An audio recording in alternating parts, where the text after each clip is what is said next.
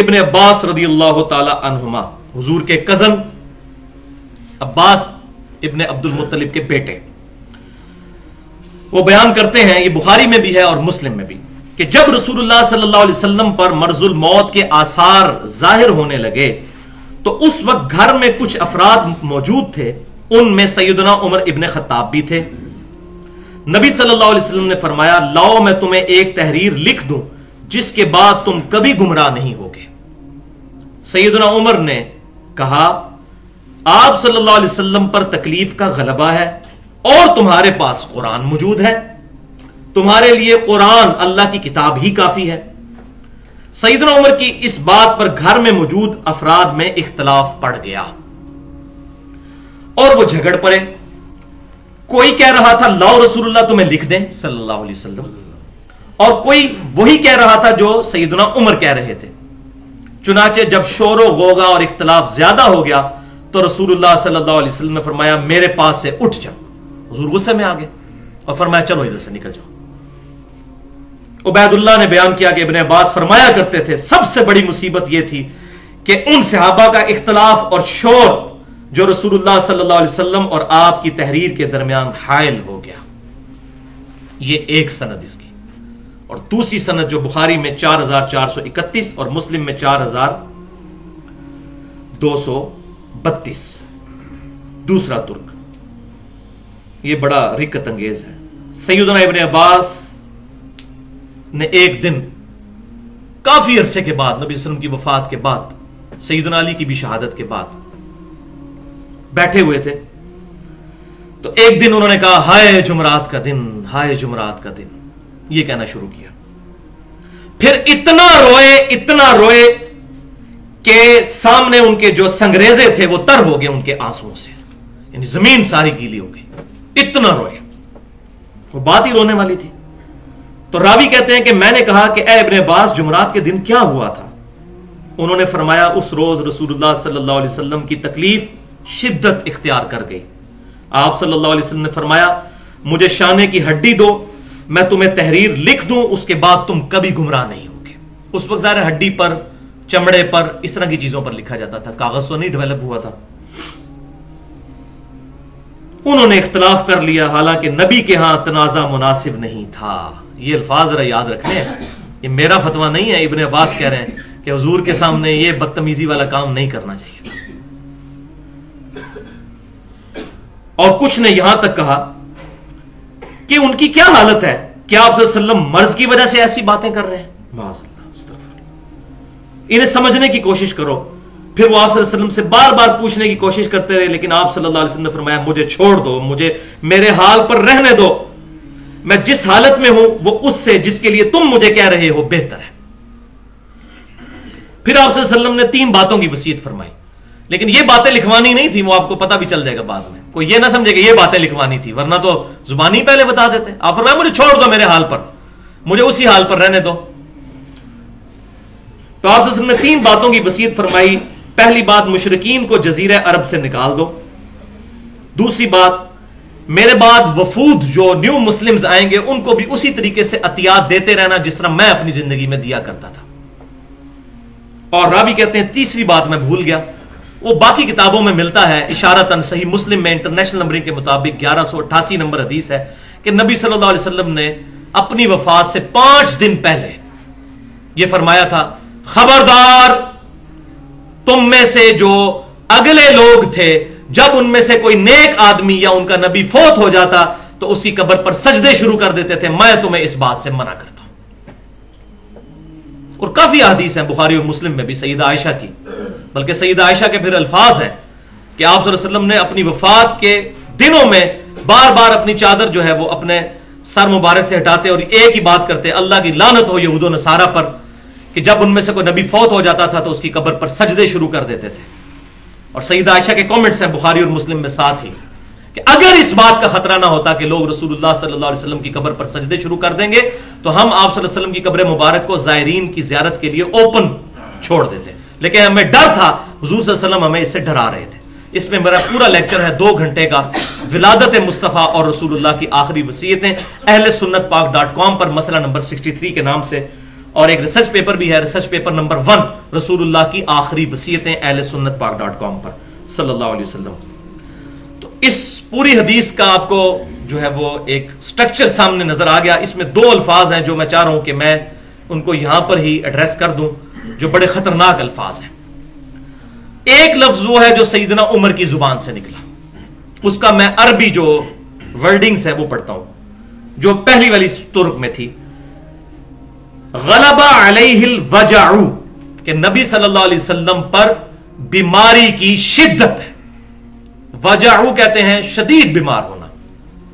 اب اس بات کی تعویل بھی ہو سکتی ہے کہ سیدنا عمر رضی اللہ تعالیٰ عنہ کا کہنے کا مقصد یہ ہو کہ نبی صلی اللہ علیہ وسلم سخت بیمار ہیں، ان کو ان کے حال پر چھوڑ دو، تنگ نہ کرو، تکلیف میں. اور دوسری بات یہ بھی ہو سکتی ہے کہ معاذ اللہ جو باقی لوگوں نے کہی. تو سیدنا عمر کے بارے میں تو ہم یہ گمان نہیں کرتے، کیونکہ یہ الفاظ کی تعویل ممکن ہے، تو یہاں تو ہم تعویل کریں گے، کیونکہ جب دونوں طرف مطلب جاتا ہے تو ایک مسلم سے پازیٹو حسن ظن رکھنا چاہیے. لیکن جو دوسری روایت ہے نا، ہائے جمعرات کا دن، اس میں سیدنا عمر کے الفاظ نہیں ہے، اس میں ہے کہ لوگوں نے کہا. اور ظاہر ہے کہ اس وقت بھی سارے پڑھے لکھے اور سمجھدار لوگ تو نہیں تھے صحابہ میں. کچھ لوگ تھے جن کی مطلب آپ سمجھیں کہ لنگوسٹک وہ اتنے شستہ الفاظ نہیں استعمال کر سکتے تھے، وہ بڑے گستاخانہ الفاظ ہیں، اور میں ان کو کوئی ڈیفینڈ نہیں کرتا، اللہ تعالیٰ ان کو معاف کرے، ان کی نیت بری نہیں تھی، لیکن بعض اوقات نبی صلی اللہ علیہ وسلم کی شان کوئی الفاظ نہیں تھے، وہ انہوں نے استعمال کر لیے. وہ عربی میں پڑھ دیتا ہوں. صحیح بخاری میں 4431 اور صحیح مسلم میں 4232. ما شأنہ، نبی صلی اللہ علیہ وسلم کی کیا حالت ہے؟ احجرا، کیا یہ بیماری کی شدت کی وجہ سے بے تکی باتیں کر رہے ہیں؟ جیسے کوئی بندہ ایسا بیمار ہو جائے کہ وہ جس کو ہم، یہ بہت سخت الفاظ ہیں لیکن یہ سمجھنے کے لیے ضروری ہے، اول فول بندہ کہنا شروع کر دے کہ اس کو ہوش ہی نہ رہے کہ اس کے منہ سے کیا نکل رہا ہے.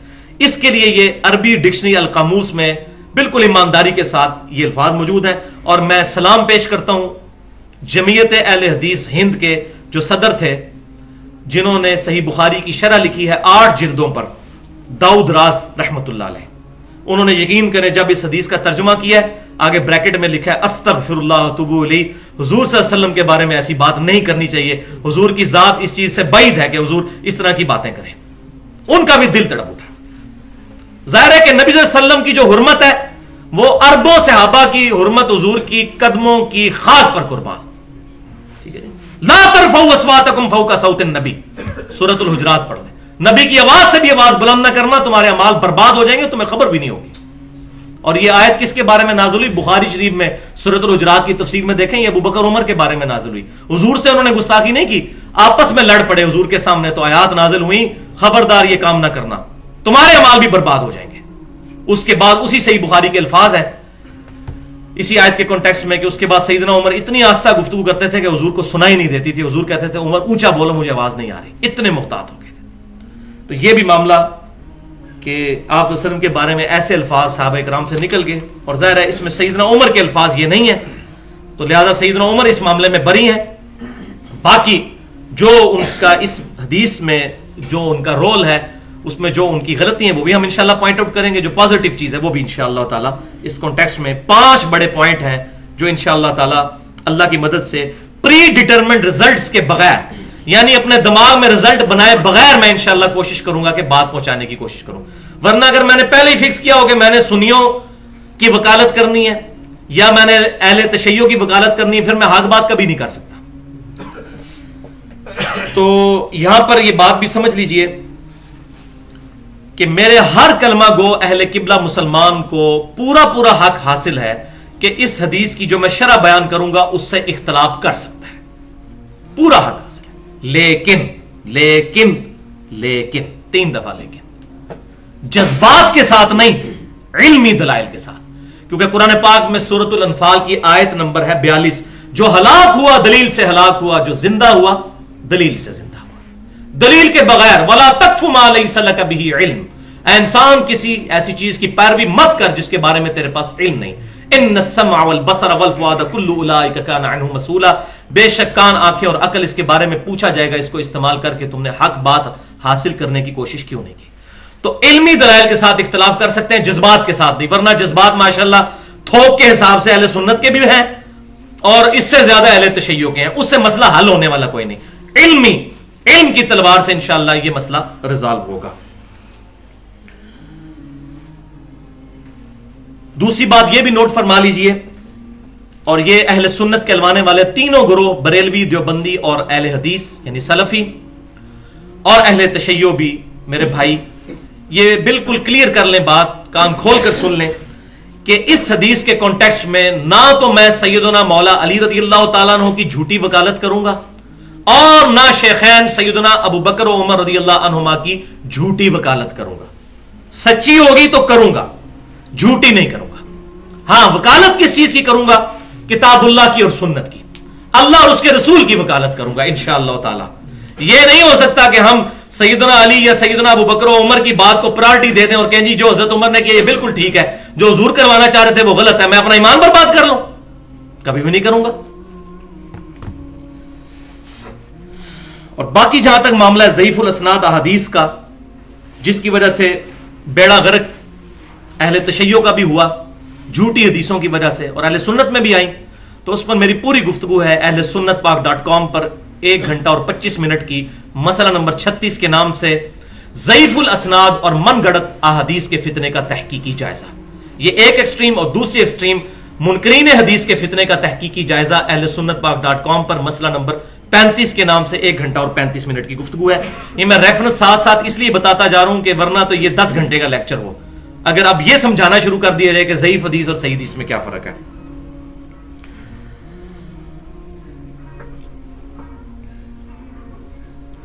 अब पॉइंट नंबर 1 इंशाअल्लाह इस कॉन्टेक्स्ट में डिस्कस करते हैं हदीस क़िरतास के हवाले से।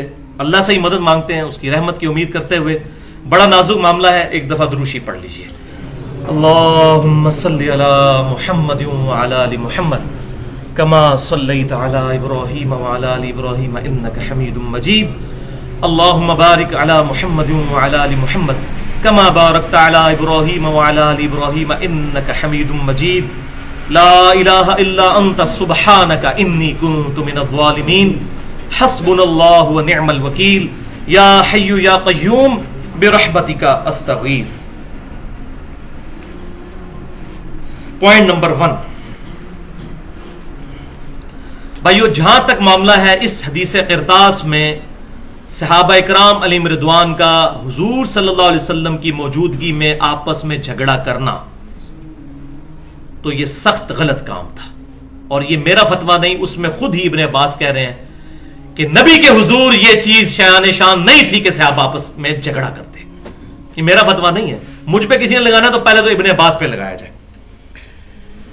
और इस तरह के जो वाकयात हैं इनकी नहुसत पहले भी मुसलमान भुगत चुके हैं हुजूर की जिंदगी में। बुखारी और मुस्लिम की मुत्तफकुन अलैह हदीस है, आप सल्लल्लाहु अलैहि वसल्लम ने फरमाया कि मुझे अल्लाह ताला ने शब कदर दिखाई,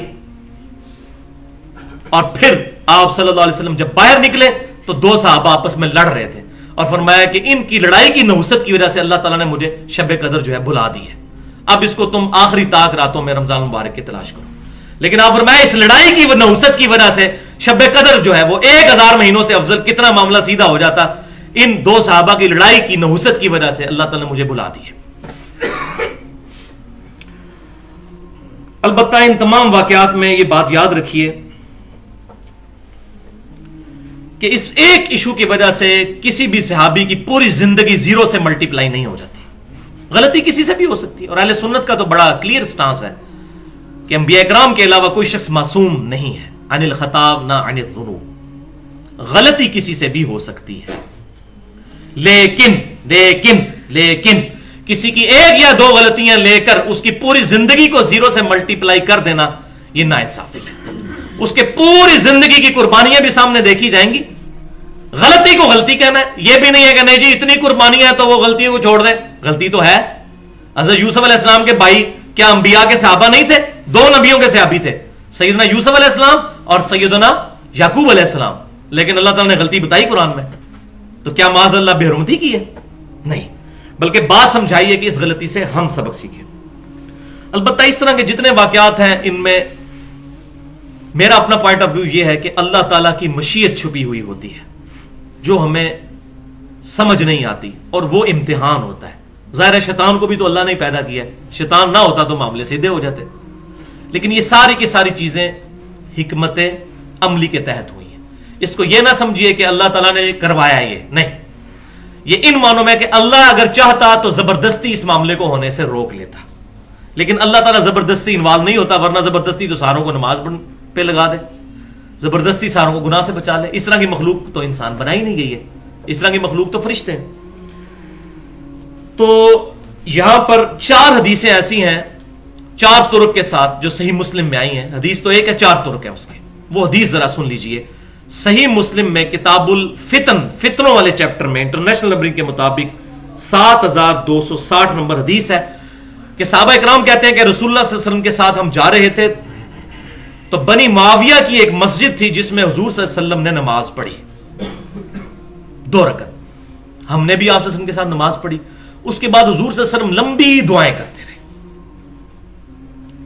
جب دعا سے فارغ ہوئے تو آپ صلی اللہ علیہ وسلم ہمارے پاس چل کر آئے اور فرمایا کہ جانتے ہو کہ میں نے اپنے رب سے 3 دعائیں کی، یہ اب مسئلے کو حل کرے گی، جس میں سے 2 قبول ہو گئیں اور 1 دعا مانگنے سے اللہ نے مجھے منع کر دیا کہ یہ تو نہیں ہونا، یہ تو آپ دعا مانگے ہی نہ۔ اب وہ 3 دعائیں کیا تھی؟ فرمایا پہلی دعا میں نے مانگی کہ اے اللہ میری امت قحط سالی سے ہلاک نہ ہو، یعنی ایسا عذاب نہ آئے کہ وہ ہلاک ہو جائیں قحط سالی اور بھوک سے۔ تو اللہ تعالیٰ نے یہ دعا قبول کر لی، ایسی قبول کی، اتنا مال ہوا کہ وہ دوسری طرف پھر فتنے میں مبتلا ہو گئے۔ دوسری میں نے دعا کی کہ اے اللہ میری امت پر کوئی عذاب ایسا نہ آئے کہ جو ان کی جڑ کاٹ کے رکھ دے، یعنی کافر ایسا مسلمانوں پر مسلط نہ ہو جائیں کہ مسلمانوں کا نام و نشان مٹ جائے، اس طرح کبھی نہ ہو مسلمان بہر صورت قیامت تک کسی نہ کسی فارم میں قائم رہیں۔ تو یہ دعا میری قبول کر لی گئی۔ اور تیسری دعا میں نے جو کی وہ یہ تھی کہ میری امت آپس میں نہ لڑے، آپس میں قتل و غارت اور لڑائی جھگڑا نہ کرے۔ تو اس دعا سے مجھے اللہ نے روک دیا۔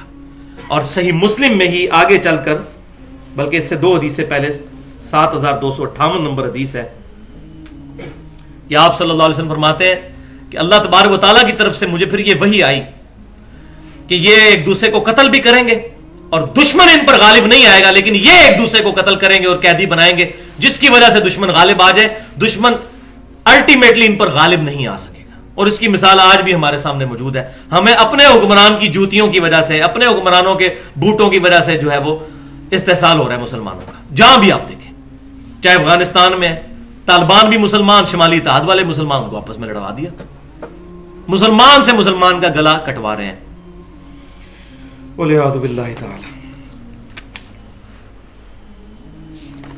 پوائنٹ نمبر 2،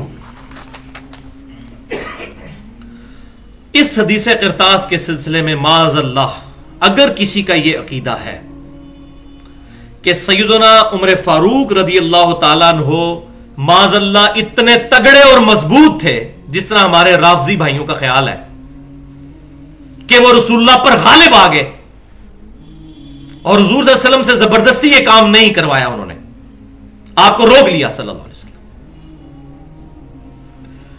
تو یہ بات اللہ تک جاتی ہے، پھر تو اللہ تعالیٰ بھی حضرت عمر کو نہ روک سکا معاذ اللہ، تو یہ عقیدہ کفر ہوگا پھر اگر کسی کا یہ عقیدہ ہے، کیونکہ اللہ تعالیٰ کا اس کتاب میں وعدہ ہے هو الذی ارسل رسولہ بالہدی ودین الحق لیظہرہ علی الدین کلہ ولو کرہ المشرکون، سورہ صف آیت نمبر 9۔ وہی اللہ ہے جس نے اپنے رسول کو الہدا یعنی قرآن کے ساتھ اور دین حق کے ساتھ مبعوث کیا تاکہ اس دین کو تمام ادیان پر غالب کر دے، چاہے کافر اس کا برا مان جائیں، یہ دین غالب ہو کر رہے گا۔ حضرت عمر کی کیا مجال تھی؟ کروڑوں اربوں عمر بھی اکٹھے ہو جائیں، اللہ اور اس کے رسول کا مقابلہ نہیں کر سکتے تھے۔ یہ میں سمجھانے کے لیے بات کر رہا ہوں۔ تو یہ کہنا ہے کہ جی حضرت عمر آڑے آگے تھے، اللہ تعالیٰ زبردستی کروانا چاہتا کروا سکتا تھا۔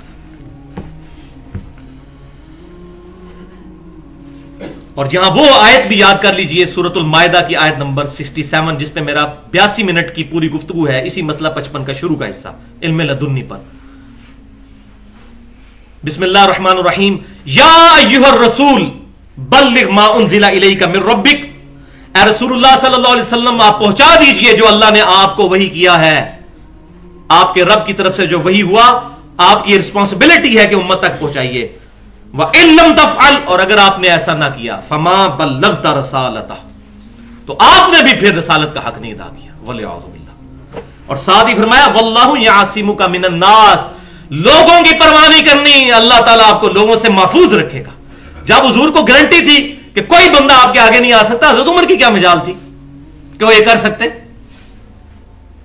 लेकिन उस वक्त मामला ऐसा हुआ कि हुजूर सल्लल्लाहु अलैहि वसल्लम वक्ती तौर पर नाराज हो गया। आपने फरमाया उठ के यहां से चले जाओ, वरना 2 मिनट लगते थे, पकड़ो इस उमर को, ये क्यों मेरी बात के आगे बात कर रहा है, कर सकते थे, गाटा उतार के रख देते साहबा इकराम। लेकिन उस वक्त नबी सल्लल्लाहु अलैहि वसल्लम ने दरगुजर फरमाया और कहा उठ के चले जाओ यहां से। तो सैयदा आयशा भी यही आयत तिलावत किया करती थी, बुखारी और मुस्लिम की मुत्तफ़क़ुन हदीस है, और कहा करती थी कि जिसका यह अकीदा है कि रसूलुल्लाह सल्लल्लाहु अलैहि वसल्लम ने सारा दीन उम्मत तक वही नहीं पहुंचाई, तो वो अल्लाह और उसके रसूल पर झूठ बांधने वाला है। कुरान पढ़ के देखो, या अय्युहर रसूल बल्लिग मा उनज़िला इलैका मिर रब्बिक। पॉइंट नंबर 3, इस हदीस क़िरतास वाले मामले में किसी का सैयदना उमर से इख्तलाफ अपनी जगह, लेकिन यह बात हकीकत है कि उस वक्त सहाबा में 2 गिरोह बन गए थे। खाली सैयदना उमर नहीं थे, बाकी लोग भी उनके साथ शामिल थे और चंद लोग जो है दूसरी तरफ भी थे। लेकिन ये तमाम के तमाम मामलात बदनीयती की वजह से नहीं हुए, बल्कि सैयदना उमर की जो मशवरा देने की आदत थी उसकी वजह से हुए। और ये कोई पहली दफा नहीं हुआ, हजरत उमर की आदत थी मशवरे देने की, और कभी उनके मशवरे सही होते थे तो हुजूर कबूल भी कर लेते थे, और जब गलत होते थे हुजूर कबूल नहीं करते थे। यहां बिल्कुल मामले अलग हुआ। आप सल्लम इतने नाराज हुए, आप फरमाया उठ के यहां से चले जाओ। उसकी मिसाल मैं आपको देता हूं, सही मुस्लिम में हदीस है कि नबी सल्लल्लाहु अलैहि वसल्लम ने सैयदना अबू हुरैरा को यह बिशारत दी कि बिशारत मेरी तरफ से सुना दो कि जिसने एक दफा सिद्क़ के दिल से कलमा शहादत पढ़ लिया, अल्लाह और उसके रसूल की गवाही दे दी सल्लल्लाहु अलैहि वसल्लम, वो जन्नत में जाए, और ये मेरी जूतियां भी ले दो सबूत के तौर पर कि मैं प्रॉफिट की तरफ से आ रहा हूं। तो सैयदना अबू हुरैरा ने वो जूतियां उठाई हुजूर सल्लल्लाहु अलैहि वसल्लम के नालैन मुबारक, और गलियों में शोर मचाते हुए जा रहे हैं कि जिसने एक दफा भी कलमा पढ़ा वो जन्नत में जाएगा। सैयदना उमर आगे से आ गए। हज़रत अबू हुरैरा की बदकिस्मती, उन्होंने जनाब उनको सीधा यहां से पकड़ा और कहा ये क्या कर रहा है तू, लोगों को अमल से दूर कर रहा है, और मारना शुरू कर दिया। उनका मुझे हुजूर ने भेजा है। उनका मैं पहले हुजूर से जाके फैसला करवाऊंगा, हुजूर ने भेजा भी है कि तू खुद ही आ गया। तो मारते हुए हुजूर सल्लल्लाहु अलैहि वसल्लम के पास लाए तो नबी सल्लल्लाहु अलैहि वसल्लम ने फरमाया इसको ना मारो, ये मेरी इजाजत से किया था। कि या रसूलुल्लाह सल्लल्लाहु अलैहि वसल्लम, अगर आप ये बात हम आम करेंगे तो लोग तो फिर अमल करना ही छोड़ देंगे। तो फिर आप सल्लल्लाहु अलैहि वसल्लम फरमाया अच्छा ठीक है, फिर लोगों को अमल करने दो, यानी इसको आम ना करो उस तरह। लेकिन ज़ाहिर हदीस तो आ गई किताबों में, लेकिन इसकी बुनियाद पर वो हमें नजर आ रहा है आज मुसलमानों में वो सारा फितना, एक दफा कलमा पड़े जो भी है, एक फेरा लगेगा दोजख का, फिर जन्नत ही टोरी जाना है, एक फेरा लगेगा दोजख का, अल्टीमेटली जन्नत में चले ही जाएंगे। ये यहूदियों वाला जो गलत अकीदा, हालांकि ये नबी सल्लल्लाहु अलैहि वसल्लम ने असल में अल्लाह की रहमत की तरफ जो है वो तवज्जो दिलाई थी, उसमें ये नहीं था, वो बात बिल्कुल ठीक थी।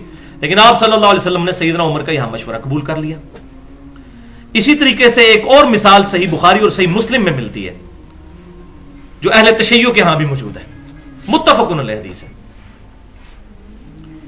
सुलह हुदैबिया के मौका पर नबी सल्लल्लाहु अलैहि वसल्लम ने ऐसी शराइत के तहत सुलह कर ली जो बज़ाहिर जो है वो ऐसी थी कि दब के सुलह की।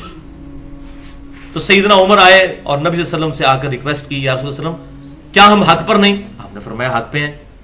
क्या हमारे किताल करने वाले लोग और शहीद होने वाले लोग जन्नत में नहीं है? फरमाया जन्नत में है। कहा हमारे मुखालफीन दोजख में नहीं जाएंगे? फरमाया जाएंगे। इस तरह काफी बातें हुई। उनका या रसूल सल्लल्लाहु अलैहि वसल्लम हम नीचे लाके क्यों सुलह कर रहे हैं? तो आप सल्लल्लाहु अलैहि वसल्लम फरमाया कि उमर मैं अल्लाह का रसूल हूं, यानी वही के बगैर नहीं फैसला करता। सैयदना उमर की तसल्ली नहीं हो रही, फिर अबू बकर सिद्दीक के पास चले गए।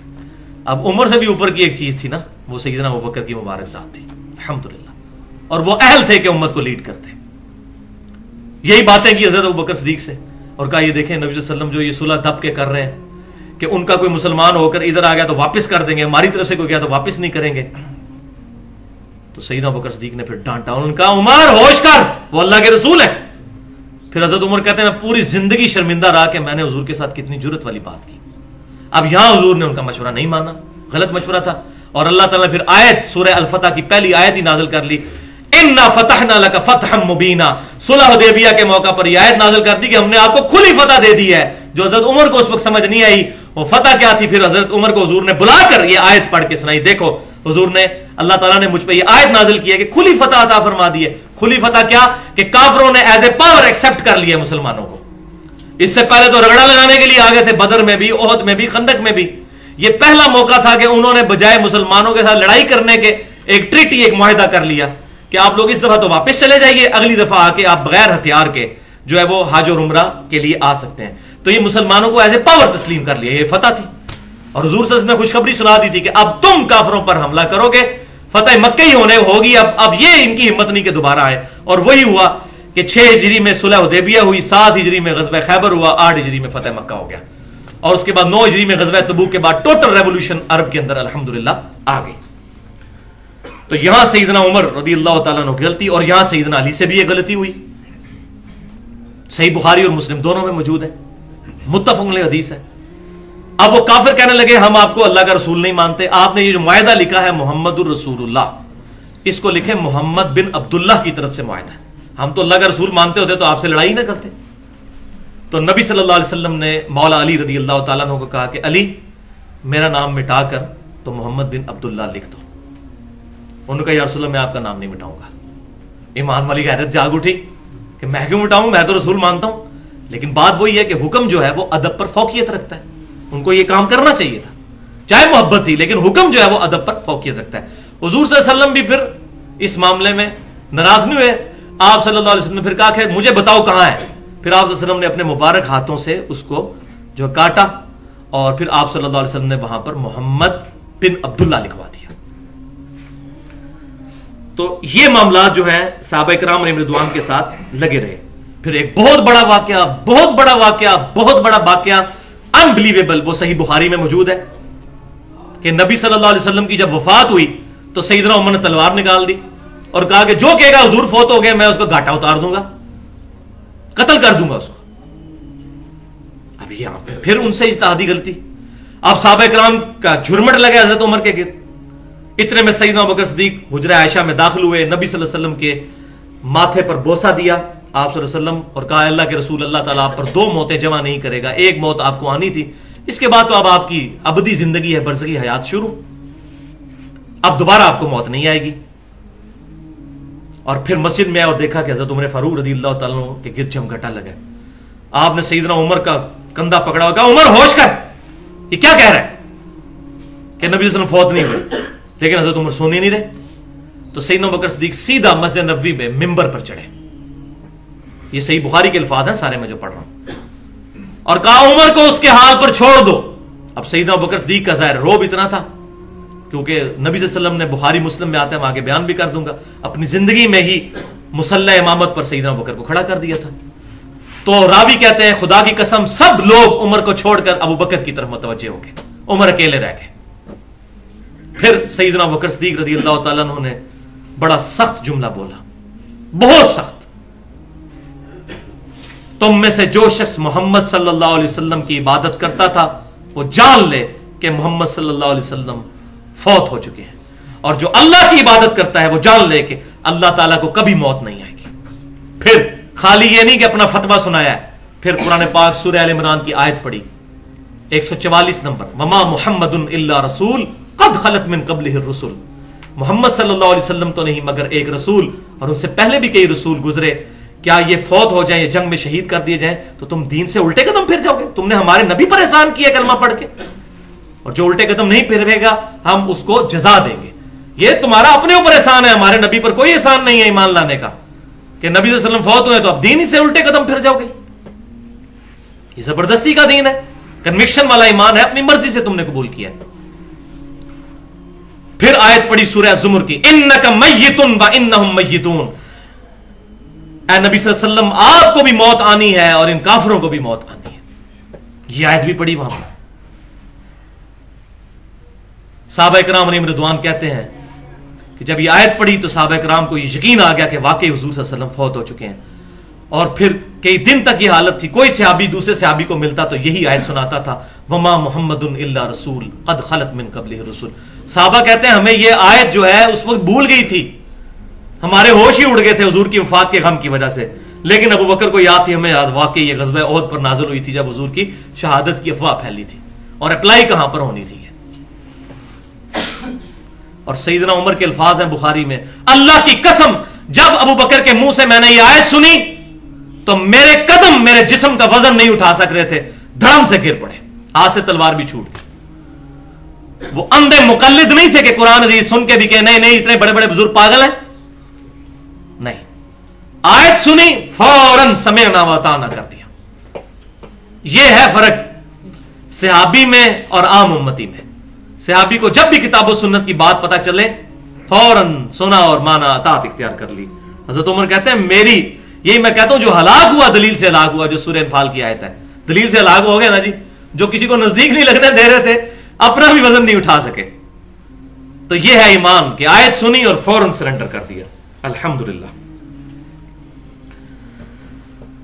तो हदीस किरतास में यह बात भी हमने यहां पर जो है वो पढ़ी कि सहाबा इकराम के झगड़े की वजह से हुजूर सल्लल्लाहु अलैहि वसल्लम उस वक्त नाराज हुए और फरमाया कि यहां से निकल जाओ, लेकिन लेकिन लेकिन यह हुजूर की नाराजगी वक्ती थी, बाद में हुजूर सल्लल्लाहु अलैहि वसल्लम राजी भी हो गए। और इसका सबूत सही बुखारी और मुस्लिम की मुत्तफकुन अलैह हदीस है। सही बुखारी में इंटरनेशनल नंबरिंग के मुताबिक 680 और सही मुस्लिम में 944। हुजूर अपनी वफात वाले दिन, यह वफात से 4 दिन पहले का वाकया है, क्योंकि जुमेरात का दिन था ना, जुमेरात के बाद जुम्मा, फिर हफ्ता, फिर इतवार, फिर सोमवार। सोमवार वाले दिन आप की वफात हुई है। उस दिन आप सहाबा से खुश थे। असल मसला क्या था कि आप क्या करवाना चाहते थे वो इंशाल्लाह मैं एंड पे बता दूंगा, बल ये इशारतन मैं यहीं पर वो हदीस बयान कर देता हूं कि आप सल्लल्लाहु अलैहि वसल्लम जिस दिन फौत हुए, बुखारी और मुस्लिम का हवाला मैंने बता दिया, आप सल्लल्लाहु अलैहि वसल्लम ने अपना मुबारक हुजरे से पर्दा हटाया, लोग फजर की नमाज में सैयदना अबू बकर सिद्दीक रदी अल्लाह तआला अन्हु के पीछे नमाज पढ़ रहे थे। साहबा कहते हैं कि 3 दिन से हमें हुजूर की ज़ियारत नहीं हुई थी, करीब था कि जब ये पर्दा हटने की आवाज आई, जाहिर है वो खजूर के पत्तों का पर्दा था, करीब था कि हम हुजूर की ज़ियारत की खुशी में आजमाइश में पढ़ के अपनी नमाज ही तोड़ देते। लेकिन हुजूर ने जब हमारी हालत देखी तो हमें कहा कि अपनी जगहों पर ठहरे रहो। फिर आप सल्लल्लाहु अलैहि वसल्लम यानी इस मामले पर खुश हुए कि सैयदना अबू बकर सिद्दीक के पीछे सब के सब लोग नमाज पढ़ रहे हैं। फिर आप सल्लल्लाहु अलैहि वसल्लम अंदर चले गए और अनस बिन मालिक कहते हैं कि उसी दिन, ये सोमवार का दिन था, उसी दिन फिर चाश के वक्त नबी सल्लल्लाहु अलैहि वसल्लम की वफात हुई। तो आप सल्लल्लाहु अलैहि वसल्लम बहुत खुश हुए सहाबा कराम को सैयदना अबू बकर के पीछे देख के कि सारा वो झगड़ा खत्म हो गया, अब कोई दो राय नहीं रही है। कि अहले तशय्युअ का ये जो इल्जाम है कि सैयदना उमर को माज़अल्लाह कोई बुग़्ज़ था सैयदना अली से, इसलिए उन्होंने कहा कि हस्बुना किताबुल्लाह, वो हजरत अली के लिए खिलाफत लिखवाना चाहते थे तो लिखने नहीं दी हजरत उमर ने। यह बात बिल्कुल गलत है। सैयदना उमर के ज़हन में कहीं ऐसी बात नहीं थी और इंशाअल्लाह ताला इसका जवाब मैं जो है वो अल्हम्दुलिल्लाह इल्मी दलाइल के साथ दूंगा, जो मैंने अहले तशय्युअ की मजलिस में खड़े होकर एक बंदे को जो पाकिस्तान लेवल का उनका बहुत बड़ा मुहद्दिस है उसको मैंने इस मामले में चुप करवा दिया था क्वेश्चन आंसर सेशन में। मैंने कहा मुझे यह बताइए कि अहले तशय्युअ की किताबों में क्या मिलता है कि जब सैयदना उमर फॉरेन टूर्स पे जाया करते थे, ईरान फतह हुआ तो ईरान गए मदीना शरीफ छोड़कर, कितने महीनों का सफर था, कोई जहाज पर तो नहीं गए थे, फिर शाम भी गए इतनी दूर। तो यह बताइए मदीने में सैयदना उमर अपना खलीफा किसको बनाकर जाते थे? तो कहने लगे मौला अली को। मैंने कहा अहले सुन्नत की किताबें में यही बताती हैं, आपकी किताबें में यही कहती हैं। मैंने कहा अगर इस दौरान सैयदना उमर शहीद हो जाते तो खलीफा कौन होता? मौला अली होते। तो बुग़्ज़ होता तो किसी और को बना के जाते। और मौला अली को क्यों बना के जाते थे?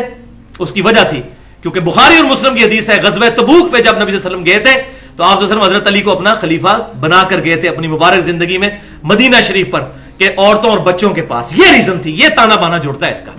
तो सैयदना उमर हुजूर की सुन्नत पे अमल करते थे कि मौला अली को हुजूर बना के गए थे, मैं भी मौला अली को बनाकर जाऊं। और वही हुजूर ने फरमाया था, ए अली तेरी मेरे साथ वही निस्बत है जो हारून की मूसा अलैहिस्सलाम के साथ। ये देखें किस तरीके से कड़ियां अल्हम्दुलिल्लाह जुड़ी होती हैं। अच्छा, हत्ता के सही बुखारी में इंटरनेशनल नंबरिंग के मुताबिक 3700 नंबर हदीस है कि सैयदना उमर फारूक रदी अल्लाह तआला अन्हु को जब जख्म लगा 28 ज़ुल्हिज्जा 23 हिजरी में और यकम मुहर्रम 24 हिजरी में उनकी शहादत हुई। उस जख्म के दौरान आप रदी अल्लाह तआला अन्हु ने बड़ी सख्ती से फरमाया कि मैं इन 6 बंदों के अलावा किसी को खिलाफत का अहल नहीं मानता पहला नाम मौला अली का लिया सैयदना उमर ने। अली, उस्मान, तलहा, जुबैर, साद बिन अबी वकास और अब्दुर्रहमान बिन औफ, इन 6 से बाहर खलीफा को ना चुनना। यानी सैयदना उमर फारूक रदी अल्लाह ताला अन्हो कम अज कम सैयदना अली और उस्मान को एक दर्जे पर मानते थे। ये जो बाद में अहले सुन्नत में है कि हजरत उस्मान अफजल है या अली अफजल है, ये कंट्रोवर्शियल बात है। सैयदना उमर इनको बराबर के लेवल का समझते थे, इसीलिए उन्होंने किसी एक को नामजद नहीं किया।